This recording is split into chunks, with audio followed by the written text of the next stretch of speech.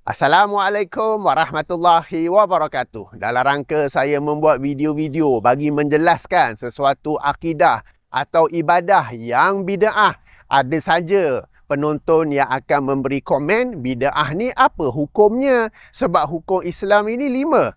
Wajib, sunat, harus atau mubah, makruh dan haram. Bid'ah bukanlah hukum. Jadi dia kata memandangkan tak masuk dalam 5 ni seolah-olah daripada tulisan mereka, daripada komen mereka tu seolah-olah tak ada apa-apa nilai lah bid'ah tu.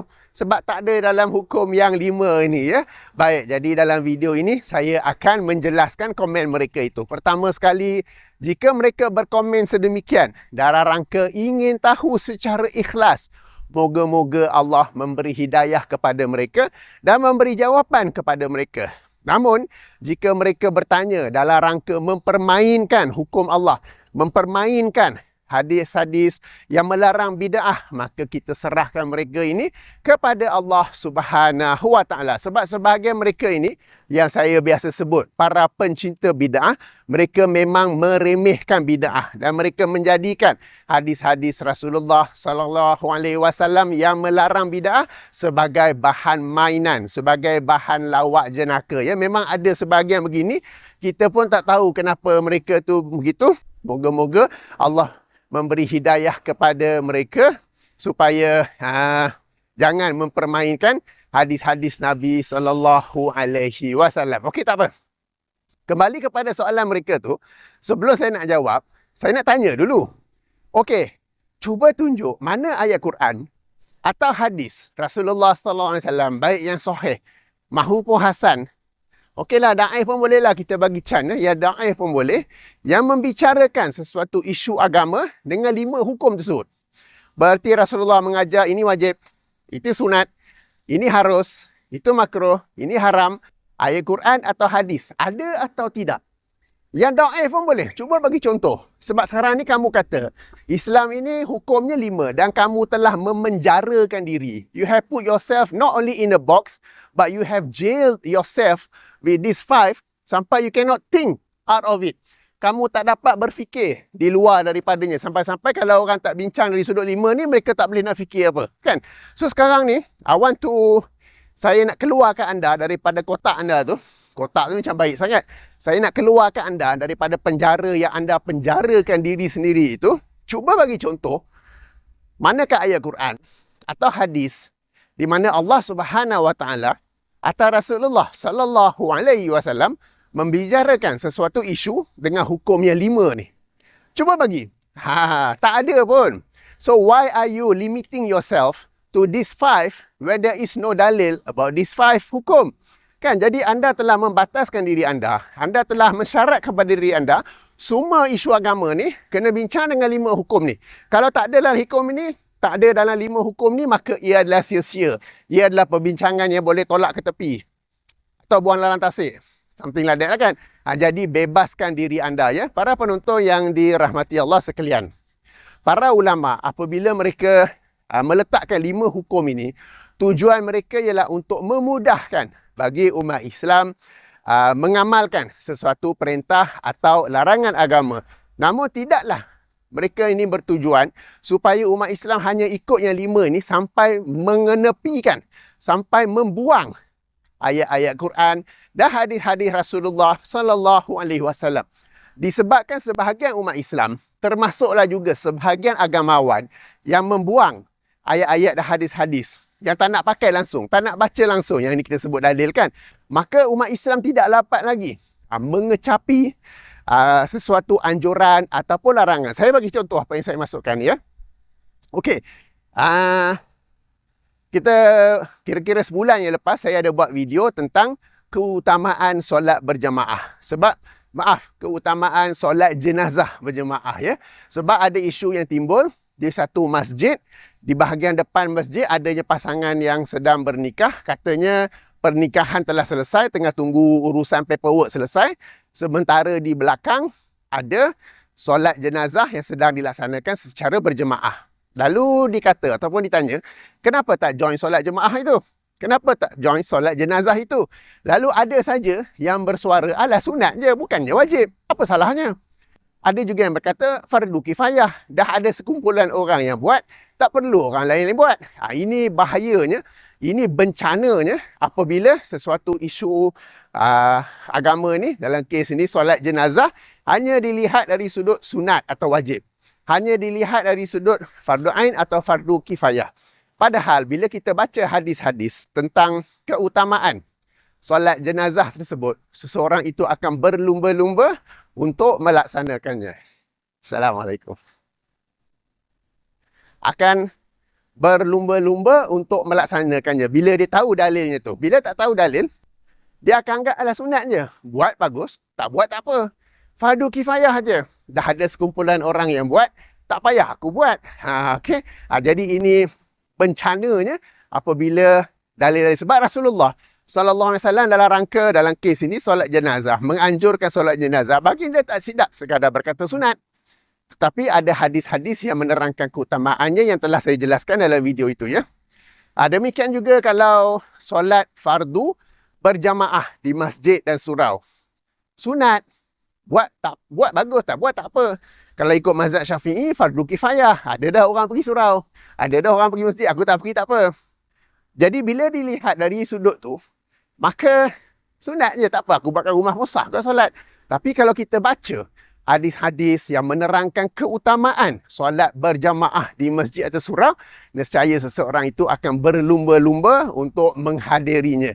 Sampai ada satu riwayat sebut, kalau nak merangkak pun dia akan merangkak untuk pergi menghadiri solat berjamaah di masjid atau surau. Okey, jadi sebab itulah hukum yang 5 ni okey, memudahkan, tetapi jangan sampai ia mengambil alih. Jangan sampai kita nak pegang yang 5 ni, kita buang, masuk dalam tasik. Okeylah, masuk dalam tasik tu over pula ya. Kita mengenepikan ayat-ayat Quran dan hadis-hadis dalam topik itu ya. Baik, kembali kepada dalam urusan bid'ah ni. Kenapa nak membataskan diri anda kepada hukum yang 5 tu? Sampai-sampai dia kata hukum yang 5 tu ialah tadi wajib, sunat, mubah, makruh, haram. Bid'ah bukan hukum. Bid'ah ni dulu yang mana? So tak apa, tak payah. Bukan begitu ya. Apabila Rasulullah Sallallahu Alaihi Wasallam melarang kita daripada satu perkara, dalam kes ini bid'ah, maka kita pun bukan sekadar meninggalkannya, tetapi menjauhinya. Jauh di sini berarti dalam konteks bid'ah, benda yang bid'ah yang paling kecil pun, very insignificant, kita menjauhinya. Bid'ah yang kita kata khilaf lah, ada ustaz kata hasanah, ada ustaz kata dolalah, aku confused lah. Tapi tak apa, kita menjauhinya ya. Ayo sama-sama kita ulang kaji sebuah hadis yang dikeluarkan oleh Imam Bukhari dan Muslim. Saya bacakan ni lafaz Imam Muslim yang juga merupakan hadis ke-9 daripada himpunan hadis 40 Imam An-Nawawi, di mana Rasulullah Sallallahu Alaihi Wasallam bersabda yang maksudnya, apa jua yang aku larang kamu daripadanya, maka jauhilah ia. Bukan sekadar jangan buat, maka jauhilah ia. Okay? Go far away. Bukan sekadar tak buat, tapi far away ya. Dan apa saja yang aku perintah kamu dengannya, maka laksanakanlah ia semampu kalian. Dan tidaklah umat-umat sebelum kalian dibinasakan, melainkan banyaknya persoalan mereka dan banyaknya perselisihan mereka dengan para nabi mereka. Jadi bila Rasulullah telah melarang bid'ah, kita tinggalkan dia. Tak payah tanya haram ke makruh atau apa hukumnya. Kan sebab katakanlah haram, kamu nak tinggalkan ke? Tak, kan kamu akan mencari alasan yang lain untuk tetap meneruskannya. Sebab bila kita larang bid'ah, bid'ah ni dianggap sebagai agenda Wahabi, agenda orang sunnah. Kan? Padahal melarang bid'ah, menjauhi bid'ah adalah tuntutan agama. Okey? Jadi berdasarkan hadis ini jauhinya, dan ingat rangkap yang kedua hadis itu, tidaklah umat-umat sebelum kalian dibinasakan, melainkan banyaknya soalan. Soalan ni bukan hanya nak tahu, tetapi kerana untuk memperkotak-katikkan. Macam dalam kes inilah, hukum ada 5. Kan? Wajib, sunat, mubah, makruh, haram. Bid'ah duduk dalam mana ni? Bid'ah tak ada. Jadi mempersoalkannya bukan ingin tahu, tapi mempersoalkannya seperti soalan orang Yahudi yang ingin memperkotak-katikkan, ingin mempermain-mainkan urusan agama. Atau banyaknya perselisihan mereka dengan para nabi mereka. Nabi dah larang bid'ah, tapi nak buat juga. Dan inilah yang menyebabkan kaum yang terdahulu itu dibinasakan. Jadi hendaklah kita mengambil iktibar daripada hadis ini dan tidak melakukan yang seumpama. Jadi back to the question, bid'ah ni apa? Apa hukumnya? Ada paku. Okey. Bid'ah ni apa hukumnya? Tak payah. Rasulullah kata, sabda, apa saja yang aku larang kalian daripadanya, maka tinggalkanlah ia. Maka jauhilah ia. Fajtanibuhu. Jauhilah ia. Okey. Kejap. Sekarang ni para pencinta bid'ah dari kalangan ahlul bid'ah wal jamaah mesti kata, Rasulullah tak larang pun azan sempena tahun baru. Rasulullah tak larang pun konsert selawat. Rasulullah tak larang pun zikir hu. Rasulullah tak larang pun doa berjamaah selepas solat-solat fardu. Rasulullah tak larang pun, macam biasa kita dengarkan. Okey. Para penonton yang dirahmati Allah, bid'ah ni tidak ada limitnya, tidak ada noktahnya, tidak ada senarai yang kita boleh kata inilah bid'ah. Sebab selagi mana manusia itu menganggap dirinya ada ciri ketuhanan, yang dengan ciri itu dia boleh mencipta sesuatu ibadah yang baru, boleh mencipta satu akidah yang baru, maka bid'ah ni akan berterusan. Dia tidak ada titik noktahnya, dia tidak ada penghujungnya. Maka sebab itu Rasulullah SAW tidak melarang bid'ah satu persatu, sebab it is impossible for him or for anyone else to list down, untuk menyenaraikan apakah bid'ah itu. Sebab selagi mana manusia itu dia nak mencipta akidah ibadah yang baru, selagi itulah akan ada dan ianya tidak akan berakhir. Macam baru ni saya buat video kan, adanya zikir yang khas tentang adanya zikir yang khas sempena anak sedang buat exam. Okey, sempena peperiksaan kan. Jadi selagi mana seseorang itu menganggap dirinya boleh membuat ibadah yang baru, boleh membuat akidah yang baru, ianya tidak akan berakhir. Jadi Rasulullah SAW memang tidak melarang bid'ah satu persatu, tetapi baginda memberi satu blanket cover ya. Yang ini bid'ah itu ialah apa-apa urusan baru dalam hal akidah, ibadah, hukum. Tentang hukum saya telah explain, dan juga perkara-perkara yang berkaitan dengan fiqh hati yang orang itu buat sesuatu yang baru. Baru ni bukanlah guna drone, baru ni bukanlah guna YouTube. Okey, itu adalah urusan dunia yang membantu urusan agama, maka boleh-boleh sahaja. Alright. Jadi ini maksudnya apabila Rasulullah larang, kita jauhinya. Tak payah tanya, ada tak hadis yang melarang? Ada tak dalil yang melarang? Kan? Memang tidak ada. Sebab itulah maksudnya pun bid'ah, iaitu sesuatu yang baharu dalam urusan agama. Baiklah. Saya nak tutup video ini dengan satu hadis daripada Nabi SAW daripada Sahih Al-Bukhari. Hadis nombor 6308. 6308 ya, di mana Nabi SAW bersabda, orang-orang beriman ni, mereka memandang dosa seumpama gunung yang bila-bila masa akan menghempap mereka. Jadi mereka sangat takut dan menjauhinya. Okay? Sementara orang-orang yang lazim membuat dosa, mereka memandang dosa itu umpama lalat yang hinggap di hidung, lalu mereka menepisnya. Berarti mereka pandang ringan, pandang remeh tentang benda yang dosa. Okay? Sekejap. Lafaz tadi saya telah bercampur aduk antara lafaz dan hadis. Baik, saya baca lafaz ni saja ya. Sesungguhnya orang-orang yang beriman itu adalah mereka yang memandang dosa itu seolah-olah seperti gunung yang bila-bila masa akan menghempap mereka.